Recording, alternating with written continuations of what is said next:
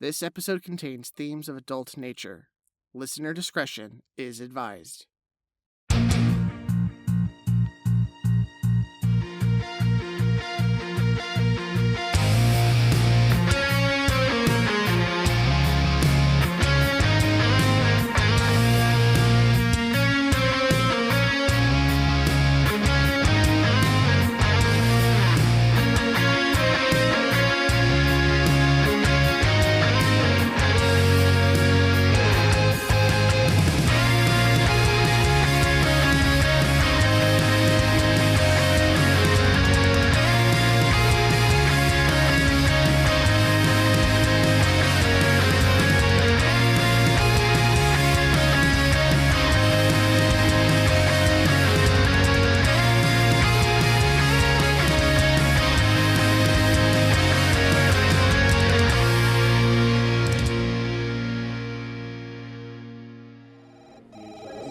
In the Midtown clinic of Foster & Blake, chaos reigns. Jane approaches the head counter and finds it unmanned. Multiple phones are ringing. There are more than a handful of patients in the waiting area, none of whom look happy about the delay. Jen?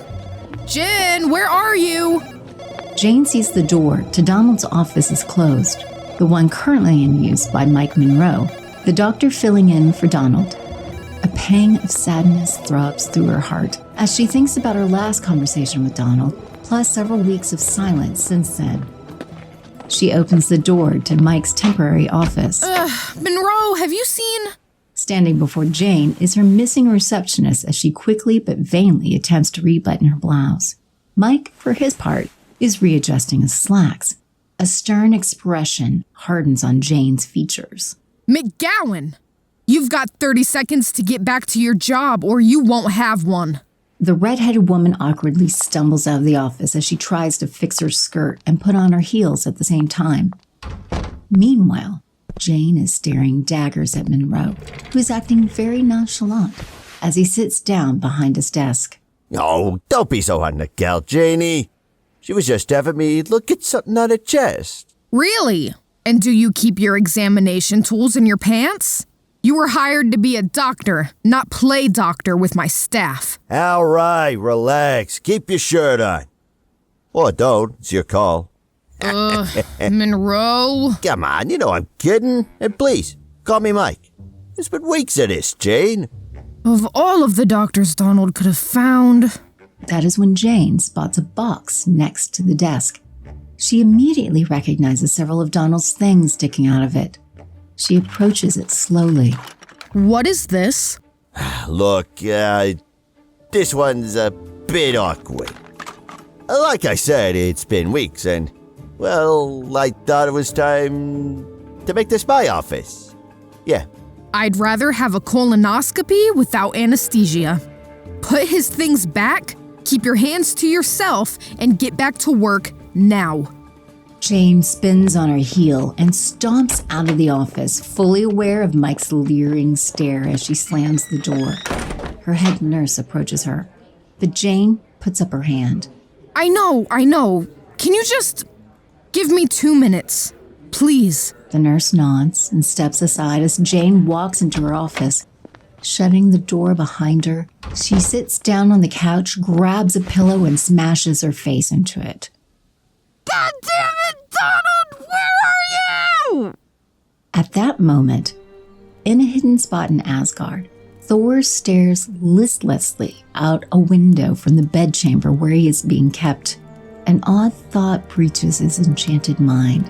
The image of a distraught brunette woman in a white lab coat and business clothes in a cramped office. Before he can focus on it, the image is gone. Confusion warps his facial features. Who was that? Back in New York, the Avengers are taking a much-needed day off. On the roof is Janet beside the pool, soaking up some sun from the late summer day in a simple black bikini and stylish sunglasses. Beside her is a small table where her detachable blasters rest. She sips on a cocktail while she skims the latest news from the Daily Bugle. All right, Jameson, we get it. You hate the spider guy. I'm not a fan either, but This is a bit much. Jarvis, could you compile the comments section for me? Certainly, Miss Van Dyne. The article in question is receiving mixed reviews. Praise for Jameson's tough-style journalism, but also condemnation for his apparent and unabashed bias towards Spider-Man. Meanwhile, Steve is painting in his room, which could pass for an antique store. It is filled with furniture pieces from the 30s and 40s. A signed Dodgers baseball sits proudly on the shelf by itself. On the view screen, an episode of Bob Ross is playing. Jarvis, how do I make this go back again? I need to go back to the mountains. You ask me, Captain. Rewinding 2 minutes. Down in the basement, the other two are working on separate projects. Tony is in his lab, working on the Mark 6.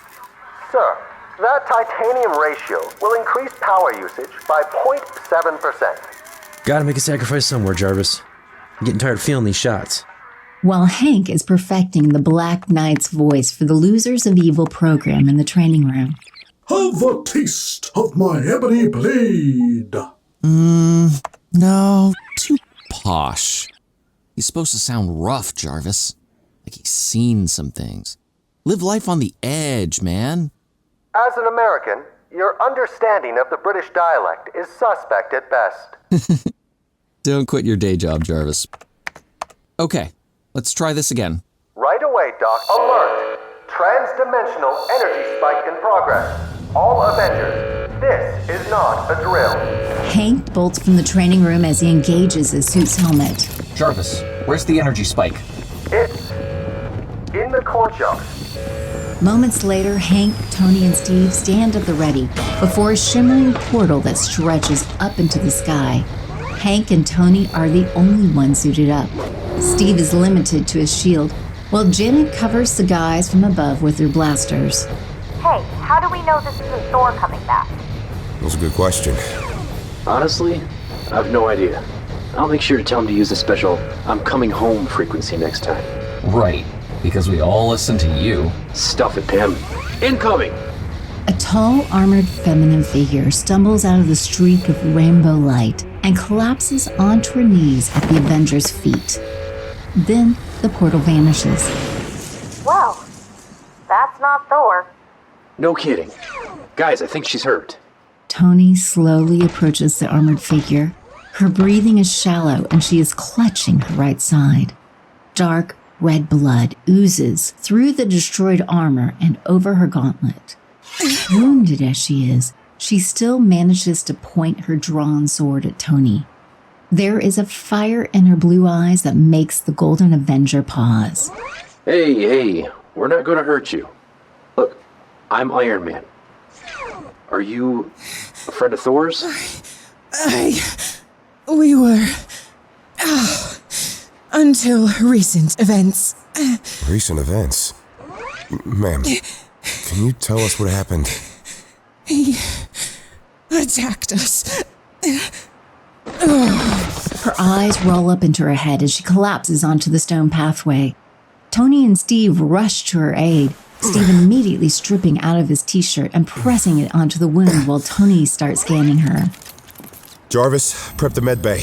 Hank, go on ahead and assist. Janet, suit up. Tony? I'm seeing a deep cut, crushed armor, and possible burn on her right side. Plus at least a dozen other contusions all over her body. She's a fighter, that's for certain. But she's losing blood quickly. Is she safe to move? From what I can tell, yes. I mean, magic plays havoc with my sensors, but I'm not seeing anything affecting her spine. You want her? Yeah, I got her. Steve gently picks up the mysterious woman and heads inside. Tony grabs the sword, then follows. Damn, this thing's heavy. Did I hear her right? Thor attacked his home? That's what she said. Right. I'm calling it already. That's bullshit. Tony and Steve step into the elevator. The barely conscious woman briefly stirs in Steve's arms. Well, we'll know more once she's stable.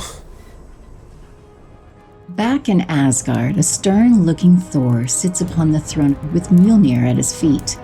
He is adorned in golden armor, fit for a warrior king. The room is spacious and ornate. shaming any cathedral on Midgard. Flanking either side of the thunder god are two massive frost giants, each 9 feet tall and 6 feet wide. One wields a large icicle like a club, while the other gathers ice across their monstrous knuckles. Off to the side sits Frigga, queen of the Norse gods. Dressed in a rich silk gown of blue and green hues, she watches what is about to play out with equal parts shame, guilt, and anger. Bring forth the prisoners. Two massive double doors open, and in marches a bald, beefy warrior in heavy armor carrying a huge, double-bladed axe. Behind him are 3 men, chained together in a line. They're Fandrel, Volstagg, and Hogun. Each appears to have seen heavy battle and been on the losing side of it. Fandrel's natural good looks are marred by a pair of swollen black eyes and a broken nose. Volstagg's enormous gut is riddled with wounds and slash marks, including one that has left his red beard cut asymmetrically. Hogun is limping from an arrow shaft in his left calf, but his hardened visage betrays no discomfort. Finally, they too are flanked by 2 more frost giants, each as gnarled and intimidating as the pair beside the throne. The prisoners, my liege, as you requested. Good, Scourge. My warriors 3. How the mighty have fallen. Thor, please, we are your real friends. What is going on here? What is going on? My dear Fandrel, it is rather simple. As the season changes, so too must the guard. So must leadership. Odin is old and weak. I am simply asserting my right, as ordained at my birth, to lead Asgard and the 9 realms in this time of transition. And that includes attacking your friends and allies? Or allying yourself with Asgard's enemies. You cannot expect us to believe that!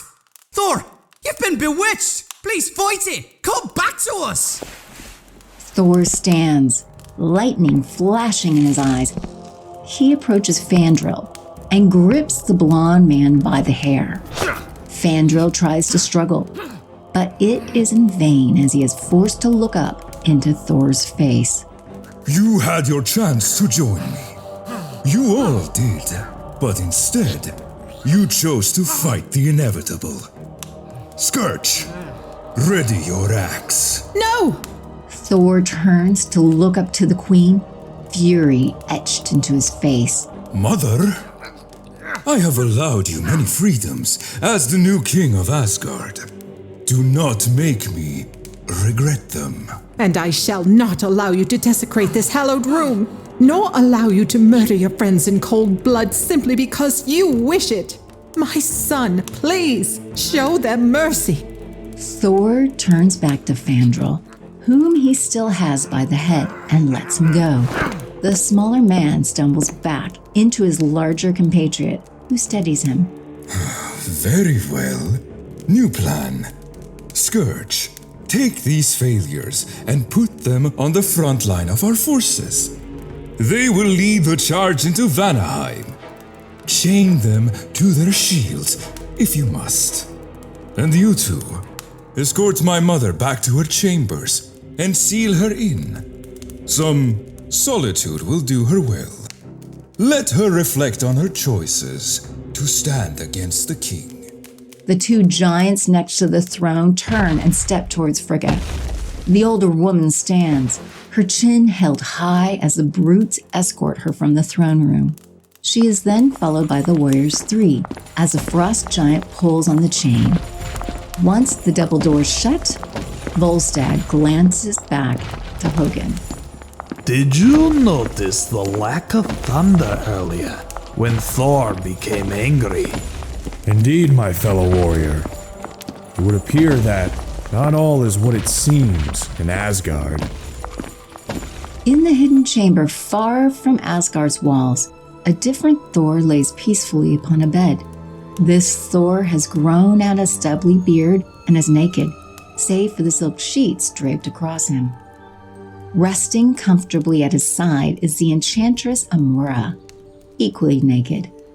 As Thor rests, the faint shimmer of a green crown spins slowly around his head. It flashes as a memory resurfaces within Thor's mind. Then another. And another.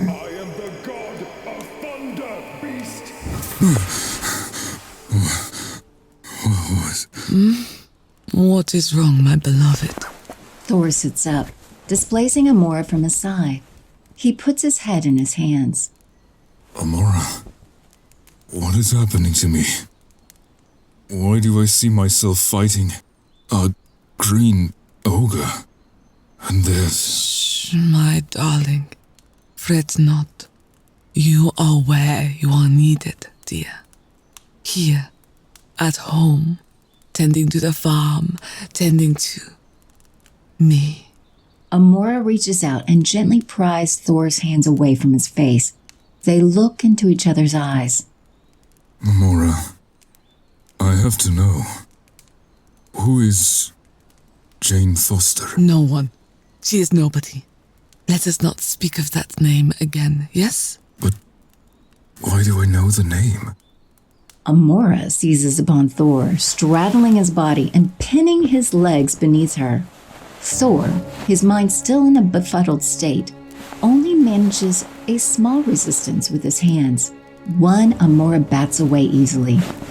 She puts both hands to either side of his head as she locks gazes, her green eyes pulsing to induce a hypnotic trance. Out of sight, her hands light up with the same green energy as his crown. Thor Odinson, you are as I have decreed you to be. A farmer with no ties to the throne and no heroic affinities. You are mine. Thor's eyes roll back as a crown flares upon his head. He collapses back upon the bed as sleep takes him again. Amora crashes down next to him, exhausted from the expenditure. Damn your mind, Odinson. That is the second time today I have needed to reapply my memory spell. Loki better step up his plan before all is lost. Back in the medical bay of Avengers Mansion, their mysterious visitor is upright and alert. Janet and Hank are tending to her wounds while Steve and Tony stand before her. She has removed her winged helmet, allowing her long black hair to spill down to her shoulders. Ma'am, we're glad to see you're recovering well. I'm Captain Rogers, this is Iron Man, Giant Man, and the Wasp. We're the Avengers. Greetings to you all. My advanced healing is a result of being Asgardian. Certainly, you are familiar with it. Working with Thor for as long as you have. Oh yeah, definitely. So, who are you? I am Lady Sif, sister of Heimdall, shield maiden of Asgard, and betrothed to Thor Odinson. For the time being. Betrothed? Well, congratulations! I think. Has Thor not mentioned me before? He's, very selective about what he tells us. We really don't know that much about where he comes from, to be honest. I see. That isn't to say we can't be trusted. We hold Thor in a very high regard around here. He's a good man. I know the caliber of Thor. I do not need mortals to explain that to me. Then why did you say he attacked you? I wish I knew. Look, we know that he left here several weeks ago. Something about Odin's sleep and protecting Asgard and stuff. Did something happen to him during that time? When he arrived, everything was well and good for a few days. But then Balder came in, with news of the frost giants marking out new encampments in Jotunheim. Thor, ever pig-headed, decided it would be best if he handled it alone. That's funny. He's always mad at us for not acting like a team when he's here. It's about shouldering responsibility. I'm guessing he's under a lot of pressure to lead when his father isn't around.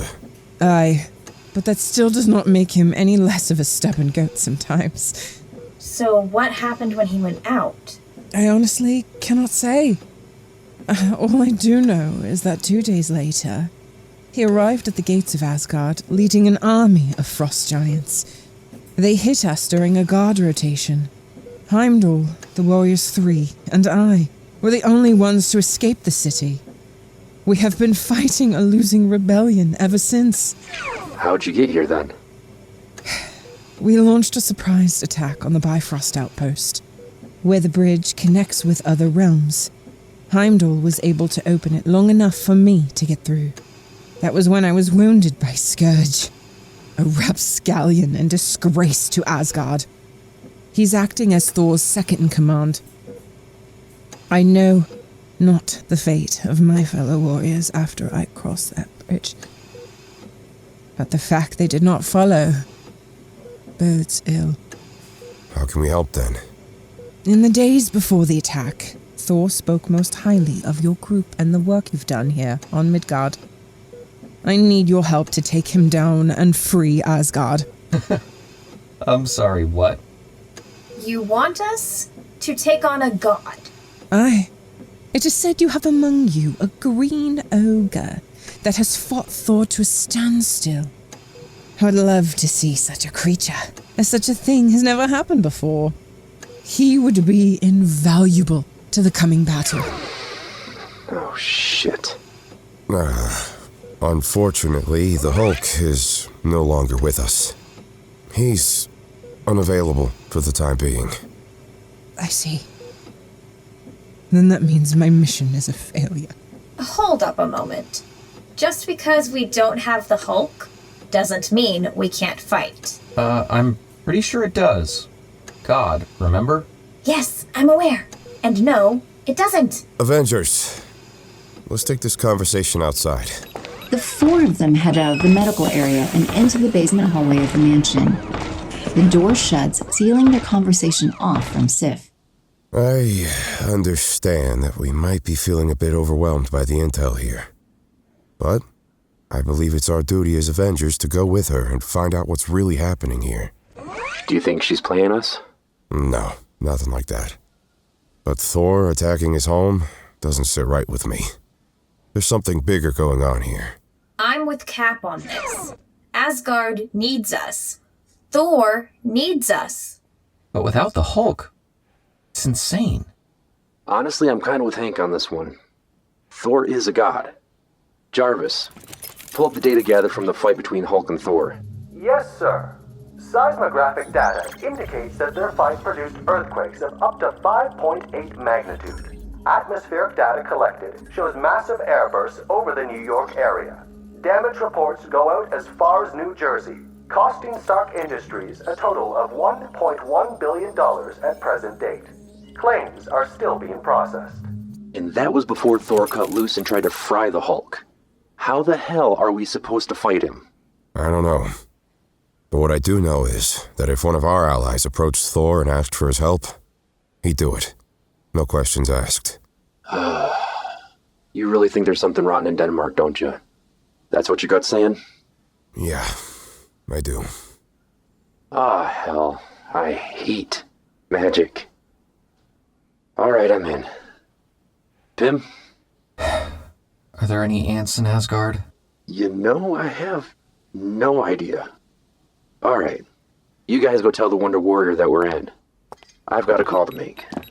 The other three Avengers return to the medical room while Tony places his call. Back in Asgard, the golden-armored Thor steps into a spacious and ostentatious chamber, shutting the heavy doors behind him. For all its magnificence, its purpose is rather simple: to host the sleeping form of Odin while he revitalizes. In the center of the room lies the open bower in which the All-Father slumbers. A cocoon of golden and rainbow light shields the wizened warrior, but just beyond it lies a thin circle of hazy purple. Resting well, Father. The same hazy purple smoke envelops the would-be king. A moment later, Loki is standing in his place with an ugly sneer on his face as he looks upon the sleeping Odin. Well, Father, I did it. I conquered Asgard. Me, the son you thought of as nothing but a failure. And the best part is I did it all in Thor's name. How about that, you one-eyed fool? But, for all his ranting, the old god does not stir. Well, it is good to see my containment spell is working. It keeps you from absorbing more power. From awakening. As long as I hold Asgard, you will never awaken again. For I am king, you miserable bastard. Loki spits hatefully onto the ground. He turns angrily towards the doors, but relaxes once he sees that it is Scourge. He motions for Scourge to make haste in closing the doors. Quickly, Scourge, what is it? We have scoured the lands around the Bifrost outpost, my liege. There is no sign of Heimdall, nor the Bifrost sword, but the outpost is under our total control. Nobody is taking it back. And without it, Sif can't bring whatever reinforcements she plans to obtain. Do we know where she was sent? The outpost was aligned with Midgard, my liege. That wench! She's retrieving those disgusting Avengers. But she can't return here. She had to know it was a one-way trip. Unless what? Damn her! She knows where the route connects with Midgard. Go take a contingent of frost giants to the room of the World Tree. If she's planning what I think she is, that is where they'll make their attack. Right in the heart of Asgard, with some paltry mortals from Midgard. Forgive my lack of understanding, but that seems like suicide. Loki rounds on Scourge, squaring up in the bigger Asgardian's face as he shouts at Scourge. The Avengers are not to be underestimated. And if my rule is to be forever, they must die at the World Tree, or I will sacrifice your useless empty head to the Norns. Yes, right away, sir. As you command. Scourge nearly trips over himself to escape the fury of the trickster god, almost forgetting to close the chamber doors behind him.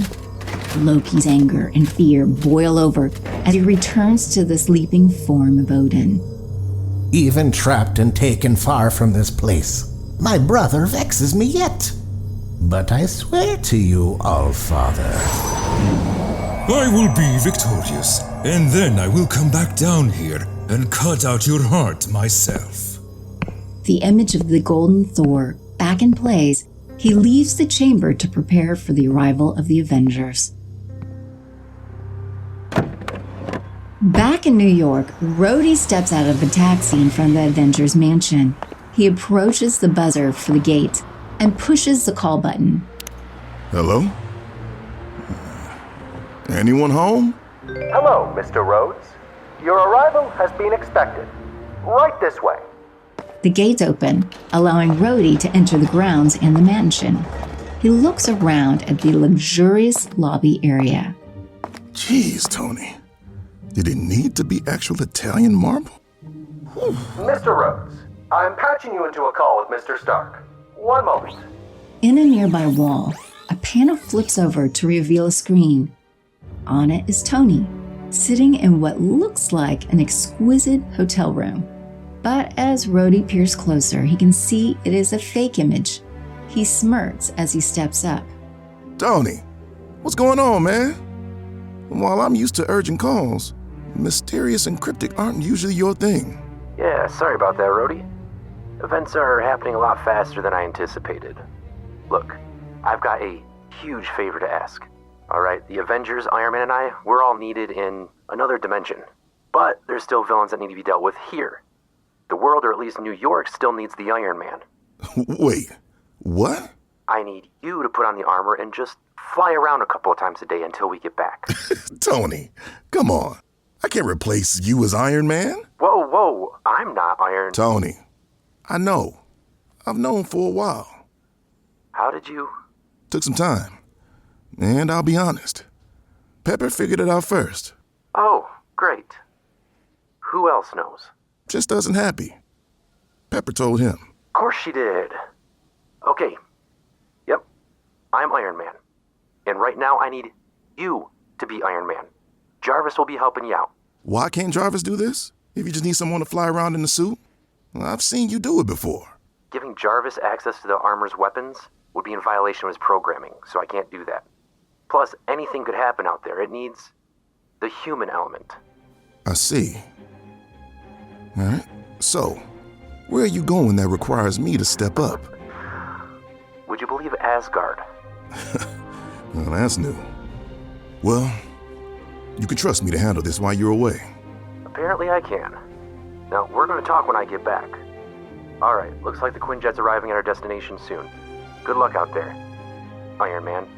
The view screen goes dark, leaving Rhodey alone in the mansion. Alright, Jarvis. Let's get me up to speed. Right this way, Mr. Rhodes. Back on the Quinjet, Tony turns back to the others. There is a shared look of mirth between everyone except Sif. All right, let's hear it. Pim, I know you're just dying to tell me I told you so. No, I'll save it for another time. Might want to get it in soon. We're here. Game faces, Avengers. Steve banks the Quinjet around and lands it on a grassy bank of a lake. The lake is situated in a valley between foothills and has a mirror-like surface. At the lake's edge stands a lone, massive evergreen with its roots sinking directly into the shoreline.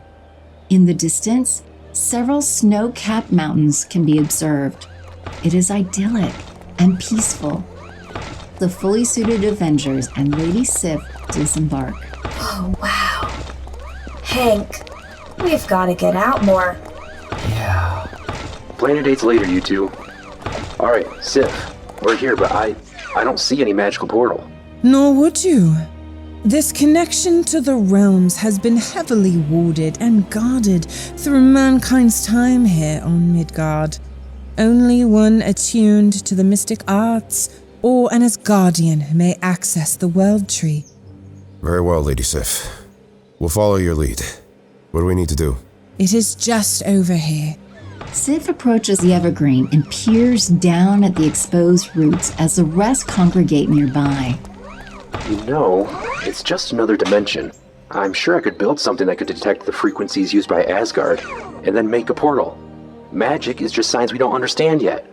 You know it's not a challenge, right? It's important to me that you understand that. Then why all the gatekeeping? Why hide when they could just share what they know? Especially if it could benefit everyone.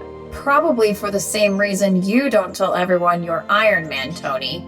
It's to protect them from us. Avengers! I found it! The Avengers cautiously approach the Asgardian warrior. She is holding onto a large root that seems to stretch straight down into the water in a manner that should not be possible. She extends her right hand. One of you takes my hand, then each other's. Be very quiet whilst I concentrate. You do not want me to lose focus at the wrong moment. Why? What could happen? There are realms far more perilous to mortals than where we are going, Iron Man. Yggdrasil connects them all. The wrong utterance, the wrong thought, could put us in fire or darkness. Wait, what do you mean other realms? Oh my god, shut your trap and take my hand. Captain America reaches down and takes Sif's hand. Then Giant Man, the Wasp, and Iron Man file into a line. They stand in place for a minute, but nothing happens. Not really feeling the whole... The line of heroes is suddenly pulled into the root. Mystical lights and flashes of worlds far beyond our own whiz past them before they are violently thrown onto a large wooden platform. The surface is slightly curved and meshes into a huge wooden wall. Only as they peer about, the Avengers realize it is a hulking trunk of a tree, and they're standing on a limb. Welcome, fellow heroes, to the World Tree. I think it's my turn to say, whoa. Yeah. Jarvis, make sure we're recording every... Wait, Jarvis, you there? Iron Man. Guys, this is bad. I don't have a connection. Did you really think you would? We're in another dimension. Well, I was certainly hoping, Particle Boy. Who do you think handles the flight propulsion system while I'm shooting? Aw, hey guys, check him out! The guys turn around to see what Janet is pointing at. Much further up the tree, on another branch, the furry head of a squirrel pops up over the edge. Its beady little eyes peer down at them as it tilts its head in confusion. Wasp, you might want to back up. What? Why? He's just a squirrel. Yeah, who is very far away. The squirrel leaps from its branch back onto the tree, then performs several bounds before landing before the heroes. The shockwave knocks down the Avengers. The creature that lands before them is gigantic, bigger than a double-decker bus and as long as 2 subway cars. Sif is unmoved. Instead, she calmly walks between the Avengers and the enormous squirrel as she casts a warning look at the heroes. Do not do anything to provoke him. Asgardian! They're intruders upon the world tree! Intruders must be eliminated! Holy shit. It's a giant talking squirrel. Hold, my old friend. They are not intruders, good Ratatoskir. They are mortals! Mortals are not permitted upon the world tree! This is a special occasion, virtuous Ratatoskir.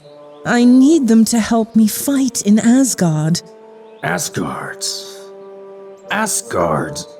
Yes. Something is wrong in Asgard. No more berries come from the realm. Only frost and blades. I do not like Asgard. And I plan to fix it, mighty Ratatoskir. But I need them to help me. Do you remember me? Ratatoskir approaches Sif and offers a couple of curious sniffs. He towers over her, yet Sif is completely relaxed. His bushy tail twitches this way and that as he investigates her. Yes. You give me the good berries on my runs and the best nuts once the seasons begin to change. You are the berry Asgardian. Yes, my dear Ratatoskir. And now I really need your help. We need to get to Asgard. May we ride atop you, loyal Ratatoskir. The squirrel's head twitches as he considers the Avengers, all of whom are standing now. I cannot carry all of you, for you are many and I am one. A few of us can fly. Oh, great Ratatoskir. Then yeah, I can take you to Asgard. The branch is far, but we will be quick. The heroes look amongst themselves for a moment. I guess it's me, Giant Man, and Sif on the... squirrel. That sounds like the best idea. Ratatoskir turns around and drops his massive bushy tail. Cap, Giant Man, and Lady Sif quickly scramble up it and secure themselves to his back. The squirrel then leaps up to the side of the tree and begins scampering up it, with Iron Man and the Wasp right behind him. Magic. Man, I am never going to get used to that. Back at the secret hideaway, Amora saunters up the hall back to the room she shares with Thor. Rage is locked onto her face as she steps inside. Damn that Loki. Can I not manage to run Asgard without my constant assistance? She walks in and finds her prisoner standing at the window, staring out. From across the room, Amora can tell her memory spell is weakening again. She cautiously approaches him. Thor, dearest, what are you doing? Thor slowly turns his head to look at her. There is a hardness to his jaw and a coldness in his gaze. His eyes glow with the blue-white color signature of electricity. Off in the distance, Amora can see the clouds have turned gunmetal gray and overcast. Why is it, when I look at you, I feel anger? I do not know. I love you just as much as you love me. Try to remember. That's just it. I am, and I do not feel for you what I feel when I think of Jane Foster. There is no Jane Foster. She is nothing. Please, my beloved, come to me. Let me help you. Amora, where is my hammer? Thor, I do not know what you are talking about. We do not... My hammer! It had a name. The crown of green mist flares around his head. Thor collapses as he holds his head with both hands. Amora rushes to him, weaving her fingers together as she prepares another application of her memory spell. Mjolnir! The crown of green mist bursts around his head, throwing Amora away from him.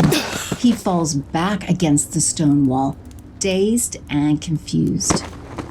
Where am I? How did I get here and what am I wearing? Amora the Enchantress. I remember now. You and that brigand Scourge ambushed me and then you did. By Odin's spear, Amora. I will make you pay for what you have done to me. Thor stands and darts across the space between them. He latches onto her neck and hauls her up by the throat. Thor, my beloved, please. I am not your beloved. I will never be your beloved. I will never love you. Thrice swears Thor Odin's son, Prince of Asgard, God of Thunder!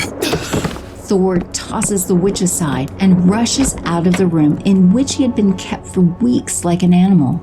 In several quick strides, he is outside and running towards Asgard in the distance. There is one other who will pay for his crimes this day. Loki! Back in the room, Amora struggles to her feet. Damn it! Curse that idiot Loki! It is time to make my escape before Thor comes back. But I will need muscle if I am to survive. Almost there! The Avengers and Lady Sif have been traveling atop the giant squirrel for quite some time now. Yggdrasil has seemed to stretch on and on before them, so it is a welcome announcement to know that this is coming to an end. Even Sif has grown tired of the squirrel's need to regale every insult the worm and the eagle have shared over the millennia. Oh, thank God. What, wingless metal man? Wingless metal man. Grow up. Nothing. Oh, great. Oh, powerful Ratatouille. Oh, big squirrel. We are here. The giant squirrel leaps from the trunk of the tree and lands on a colossal limb. He comes to a stop, letting his passengers off. Cap scans the area, confusion on his face. I'm sorry, but how can you tell? This branch doesn't look any different from the other 100 we passed. No, we are in the right place. This is where Asgard is connected. Come, we must move quickly.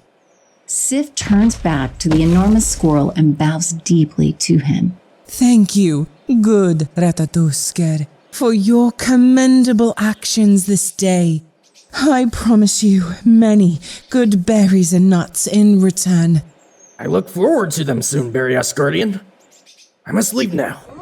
Coldness approaches. The giant squirrel turns and bounds back up the tree. In moments, he is gone. Coldness approaches? What does that mean? A trap awaits us on the other side in Asgard. Frost giants. Come. If we act quickly, we may spring it before they are ready. Sif kneels holding onto the limb while raising her right hand in invitation. Cap takes it, followed by the others in a line. This time the teleportation is much faster. The group is suddenly standing in a large open garden at the foot of an immense spruce, nearly identical to the one back on Earth. The sky overhead is dark and overcast. The garden is walled in by high barriers of stone and gold. There is a path that circles the tree that branches off to other sections and various exits. The Avengers look at the opulence on display in this contained area. And I thought you were rich, Stark.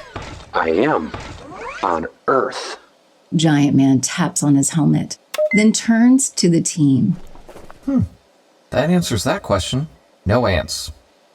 Now that we're here, I'd love to study Asgard's ecology. They have flowering plants, but no insect life. How is that? The group spins as one to face a figure emerging from the shadows, their weapons at the ready. But then Sif immediately drops her stance and turns on the mortals. Avengers, stand down. That is my brother, Heimdall. Out from under the shadow of another large tree steps an armored man. He stands a full head taller than the captain and has enough rippling muscles to rival Thor. On his face is a thick, braided brown beard matted with blood. He is limping, and his armor has been heavily damaged. Beneath his armpit is a massive, two-handed sword operating as a makeshift crutch. Sif approaches him and hugs him. I am so glad to see you alive, brother. Tell me, what's happened?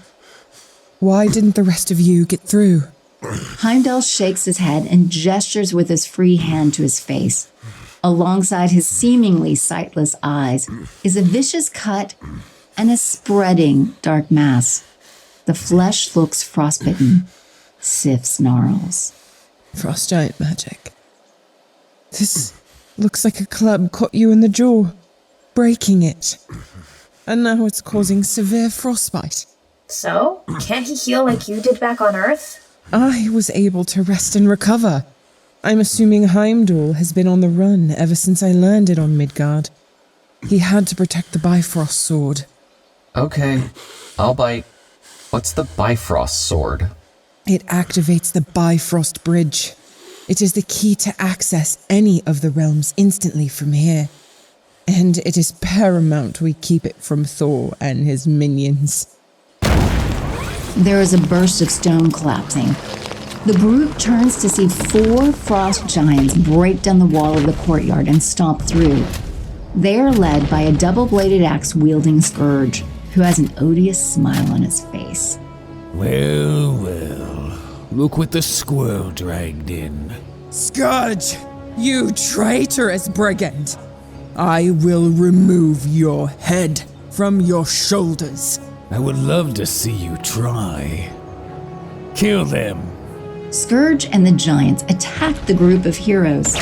Sif draws her sword from her shield and mirrors them with the wounded Heimdall right behind her. The Avengers hang back for a moment. Why is everything gigantic around here? Let's play, Cap. Okay. I know we're not at our full potential, and we're on the enemy's turf with a dozen unknowns. None of that matters, though. Pick a target and do your best. All right, Avengers. Assemble! The Avengers charge in and split off. Giant Man activates his pin particles, growing to a height of 20 feet. He now dwarfs the closest frost giant, who looks up in shock as Giant Man's foot slams into his chest and drives it into the dirt. That's right. Who's the big guy now? While Giant Man goes big, the wasp shrinks down and flies around to the back of the frost giant's head. She zaps the small of its neck several times, but the thing's fur is far too thick. Gonna have to improvise. The wasp returns to her full size. Her sudden appearance upon the giant's shoulders throws off its balance, making it stumble. Eat this! She slams one of her gauntlet blasters into its face and lets loose a charged shot. It roars in pain as the electricity sears its flesh and burns its eyes. Ha! Gotcha! Oof!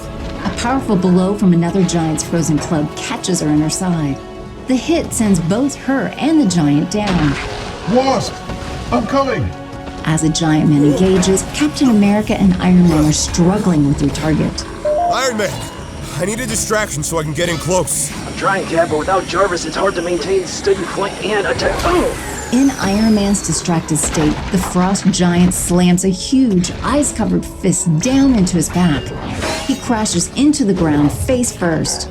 The creature pins him to the ground with his fist. Iron Man! Cap! Shield up! Iron Man points a raised palm towards Cap. The center glows white hot. Cap takes a defensive stance against the shield as Iron Man's charged blast fires and ricochets off it. The powered ray strikes the giant in the chest, burning the white fur and flesh. It roars and stumbles away from the two Avengers before collapsing. Iron Man slowly picks himself up as Captain America joins him. How did you know that would work? No idea. But it was that or die. They take a moment to survey the scene before them. Sif and Heimdall are barely holding their own against Scourge. The one Giant Man took down in the opening moments has recovered and has leapt onto Giant Man's back, digging frost-covered claws into his back. Cap, this is bad. We gotta get out of here. There is a flash of lightning across the sky and a roar of thunder that shocks everyone in place. Scourge disengages from Sif and Heimdall, diving behind some cover. That cannot be good. Something must have happened to Amora. I need to... Scourge. From behind a nearby tree, Amora appears and grabs the warrior by his armor. Come, my faithful executioner. We need to leave Asgard. Now. But we have them, milady. We are winning. Not anymore. That idiot trickster is on his own. With a wave of her hand, she and Scourge vanish into a puff of green smoke. The others none the wiser. At the same time, at one of the entrances, shouting can be heard as Frigga leads the Warriors 3 into the open courtyard. Warriors, dispatch the giants and do not harm the mortals. They are allies. As you command, Queen Frigga. Ha ha! Well, we are right behind you, lad. Some of us more than others. Captain America turns to a stunned Iron Man, a knowing grin on his face. You were saying, Iron Man? Magic. I'm never going to understand it. With the tide of battle now turning out of their favor and their field commander no longer in sight, the Frost Giants make a retreat. Sif turns to the Avengers. Go. I may not understand what is happening, but Thor's in the throne room. Find him and stop this madness. Come on, guys. We need to get to the bottom of this. I shall lead you. This way. The Avengers, led by Frigga, quickly make their way to the throne room, where they can hear a struggle within. Huh. Well, you, don't see that every day. I don't know. I wouldn't mind seeing it a little more. Frigga and the Avengers observe a bare-chested Thor fighting another bare-chested Thor. They are each trading heavy blows, and their individual intents are clear. Do not be the one that goes down. My sons, cease this madness now! Mother, stay out of this. Do not ever speak to a mother like that. Iron Man, can you tell which one is which? With all the magic in the air, I'm lucky to be able to see it all. I have no idea who's who. Queen Frigga, can you? Nay, noble mortal. I cannot choose sides. I can, however. Frigga snaps her fingers, and immediately both Thors are blown away from each other. One Thor lands beside the throne, while the other one hits the nearby wall, cracking it. I can separate them. It's a mother's will. The one by the throne stands swiftly, fury in his eyes. You dare side against me, mother? I am the true Thor Odin's son, rightful ruler of Asgard. She has sided with no one, brother, but you will stand down. So says I, Thor Odin's son, Prince of Asgard.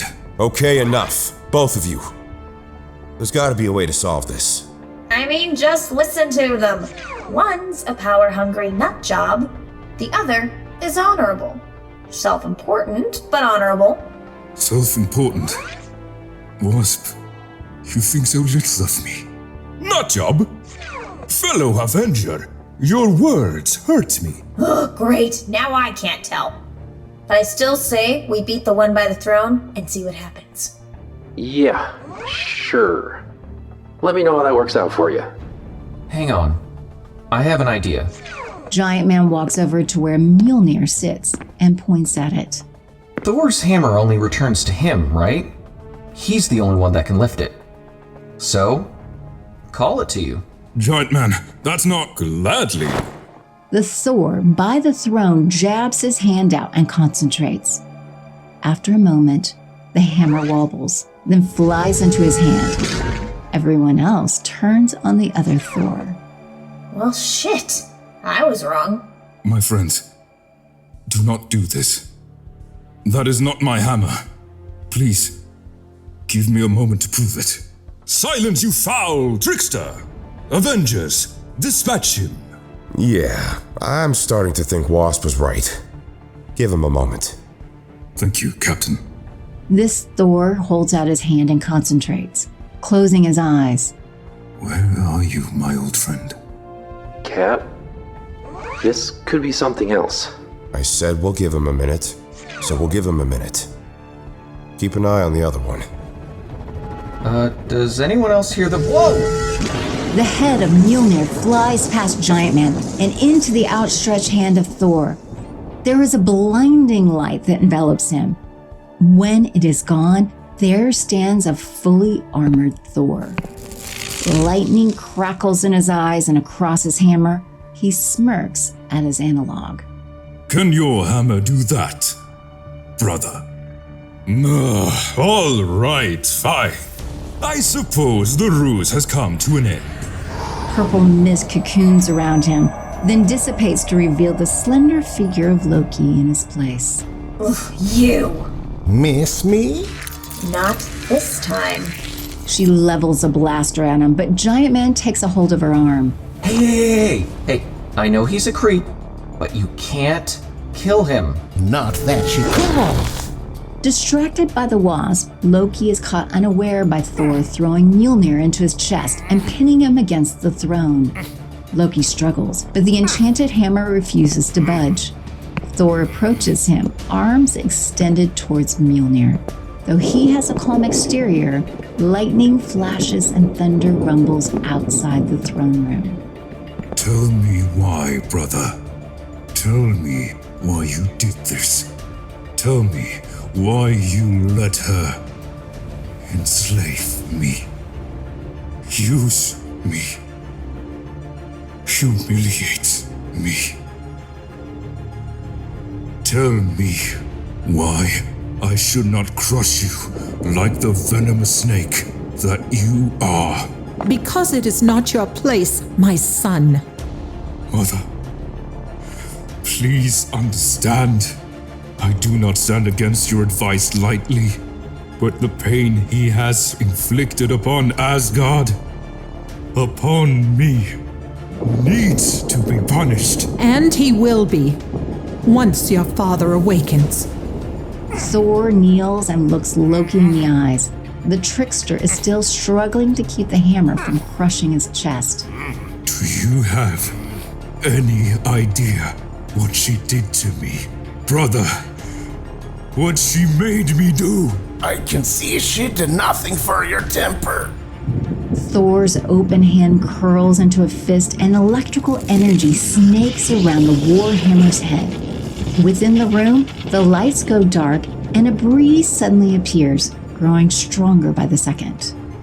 There is not a black enough hole to throw you into. You have no conscience, no cares for those you hurt. Thor, my dude, let's talk about this. You are a blight upon Asgard. Stand down, soldier. You are irredeemable. Thor, stay your hand, now. There is a very brief moment where everyone braces for the killing blow. When Thor relaxes his hand, the rushing gale slows then ceases. The lights come back up. Outside, the rolling waves of thunder disappear. You are not worth sullying my honor, Loki. But understand this. If I ever see you again, it will be for the last time. Goodbye, brother. Thor stands, taking his trusted weapon with him, as if it weighs nothing. He stalks through the Avengers without a look or a word and leaves the throne room. Loki, still on the ground, smirks after him. Well, that was fun. Mother, if you do not mind, I'll be... Frigga snaps her fingers and colossal iron chains emerge from the stone floor. They wrap around his lean body and a gag appears around his mouth. He struggles for only a moment before he is yanked through the floor, disappearing.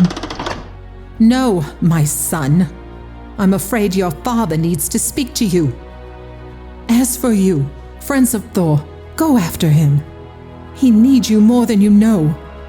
Of course, ma'am. However we can help. The Avengers turn and follow Thor, leaving Frigga alone. Oh, my sons, how has it come to this? A few days later, order and peace has been restored to Asgard. Frigga awakened Odin from his forced slumber, and the remaining frost giants were removed. Now the heroes stand before the Allfather, dressed in the finest of Asgard's fashions, along with a crowd of Asgardians. Odin is clad in lavish ceremonial armor. Frigga is by his side, bedecked in royal garb and jewels. He raises a hand, silencing the crowd. Fellow Asgardians, I welcome you this day. In thanks to the efforts of my son Thor and his pet mortals, we are free again! Pet mortals? Are you fucking kidding me? It is unwise to speak while my father speaks, Lady Van Dyne. But before we begin, we have one last point of business to remedy. Bring forth the prisoner! From an open side door, the warriors three come forward with Loki chained between the three of them. He looks awful. He is dressed in ragged linen clothing. His hair is unwashed, and it is clear he has been beaten more than once. By whom is anyone's guess. Frigga, for her part, looks away.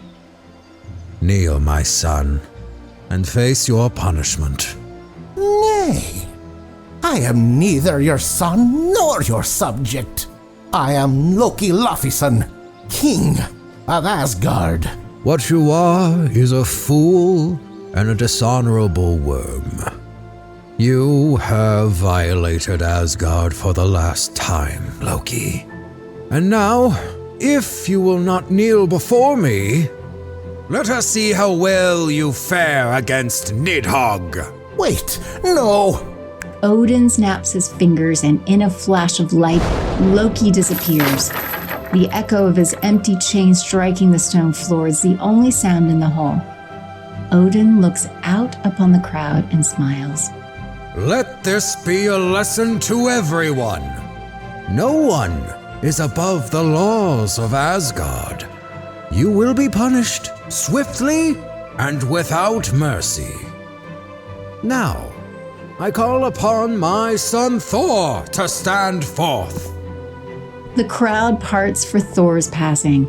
He makes his way to stand before Odin and kneels.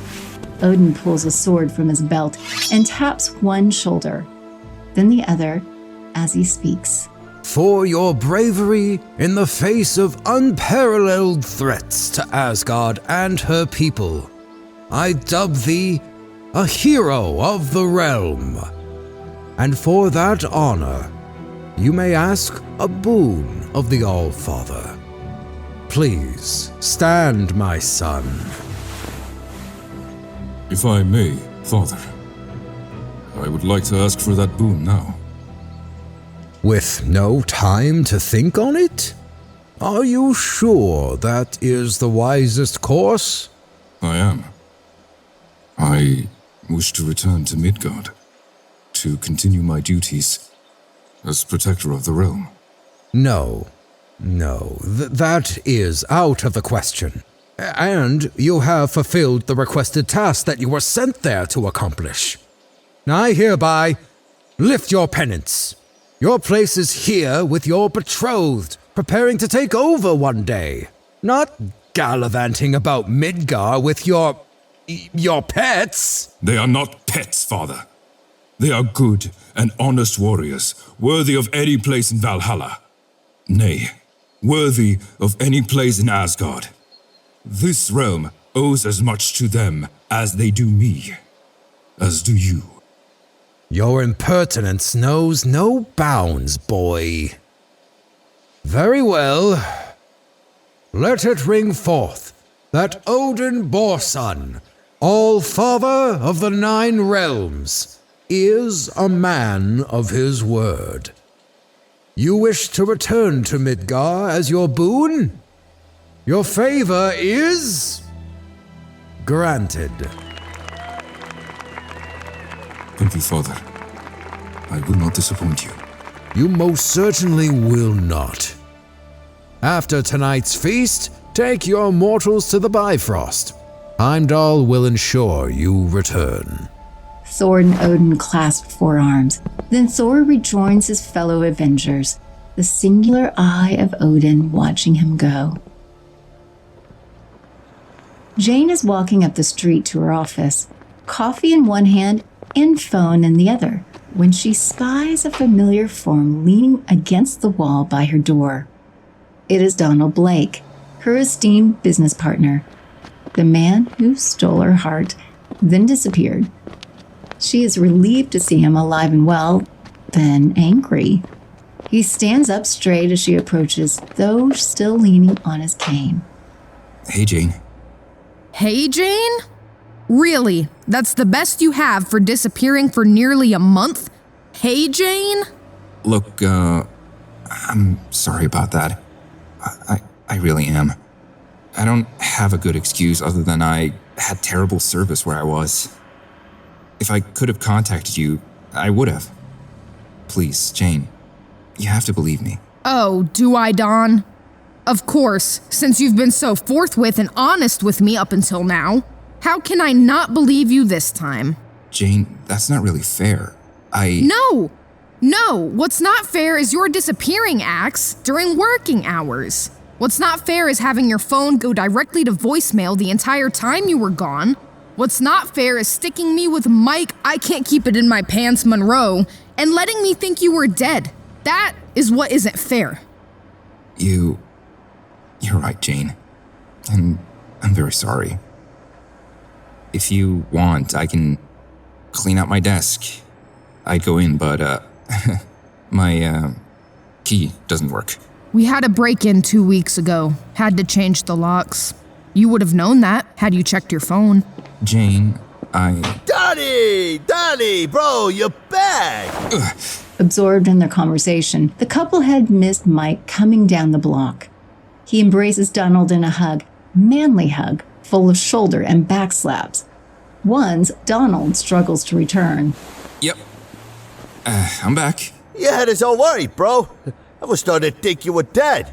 Mike steps back next to Jane, then puts a possessive arm around her shoulders. There is a brief look of disgust on Jane's face, and she attempts to shrug off his hand, but his grip tightens. Yeah, well, I'm very much alive. Thank you, Mike, for covering for me for so long. I most certainly owe you one. More than one. Yeah, about that. Look, as you can see, things have changed, progressed. I don't think Janie and I really need you back. You know what I'm saying, bro? No, not exactly. This was only supposed to be temporary until I returned. Right, but that was originally supposed to be a few days. Week at the most. Here we are, almost a month later, my dude. Look, as I was explaining to Jane, that was an accident. I was in a place where I couldn't call or text you to let you know what was happening. And beyond the technicality, legally, it is my name on the deed.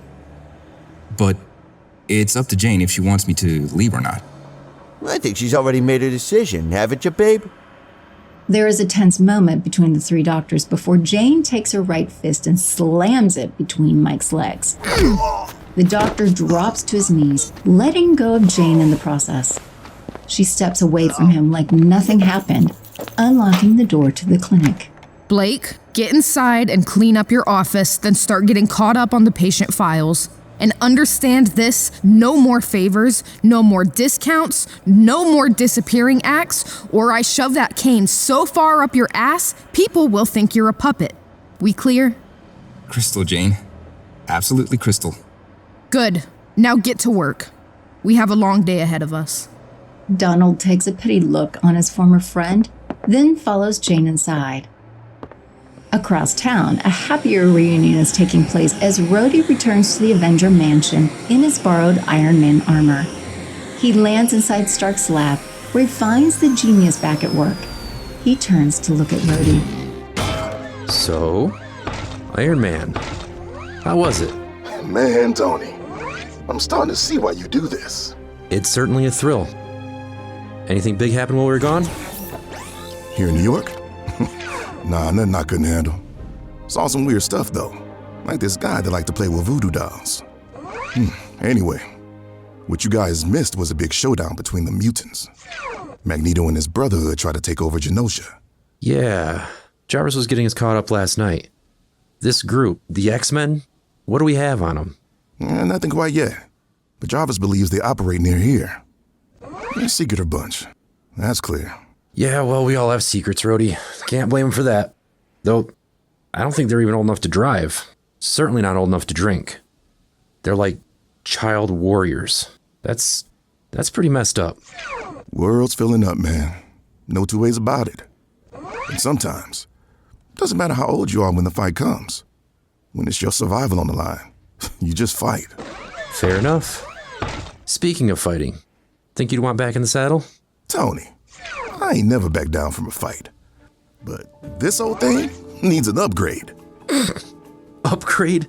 You're literally wearing one of the most sophisticated and advanced battle armors on the entire planet, and you say it needs an upgrade. Yeah, man. It needs more firepower and thicker armor. I feel like I'm fighting in a suit made of paper mache. Okay, you've convinced me. Here, pop on out of that, let's brainstorm some ideas together. A few weeks later, in an upscale New York apartment, Amora stands on the balcony, observing the patterns of the city during midday. She is wearing a form-fitting green dress that shows off her curves. Scourge sits awkwardly on the couch, clearly uncomfortable in his own mortal clothes. A dark suit and button-up shirt that strain mightily around his large, heavily muscled frame. Look at these pathetic beings, scurrying around like rats with their self-important lives. And somehow they conquered their little world. It is a disgrace, milady. Oh, stop it, you oaf. What is it about these insignificant beings that allows them to defeat us? You expecting anyone? No. Open the door and find out who it is. If they're annoying, kill and dispose of it. Quietly, if possible. Scourge stands and opens the door. Standing on the other side are two well-dressed men, one old and one young, clearly related. Both are in fighting shape and carry themselves with the aloofness of royalty and money. The younger one carries a black briefcase. Hello. Is this the apartment of Lena Moran? Wrong apartment. Best you leave now. No, my rather large friend. We've shown you no disrespect, no hostility. And we come bearing gifts. Would you please let us in to talk, Asgardian? Scourge throws a look over his shoulder to Amora, who has stepped inside. She nods and makes her way over to the wet bar. Very well. The lady says you can enter.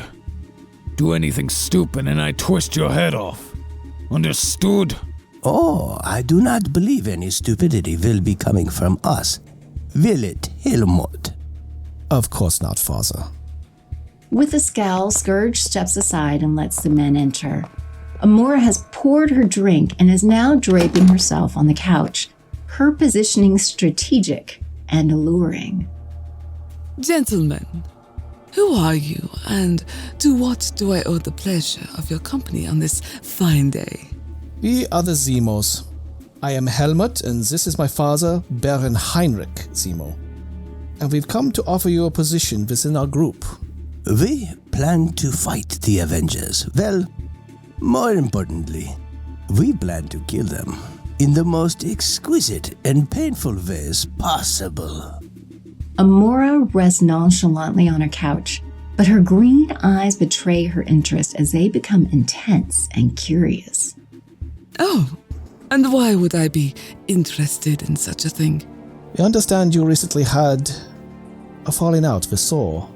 One that could be blamed by his compatriots coming to the realm of Asgard. And how do you mortals know of it? It is what we do. We gather information, then we use it to our advantage. I see. And why should I help you? We understand that your finances are rather low for one who enjoys the finer things. Being new to place can strain the purse strings. We would know. This should suffice. Helmut, if you would. Helmut places the briefcase on the table, then spins it around and opens it to reveal 8 gold bars stamped with the Nazi eagle. Amora's eyes light up and a cruel smile graces her lips. Well, you certainly understand the right language to speak. Where do I sign?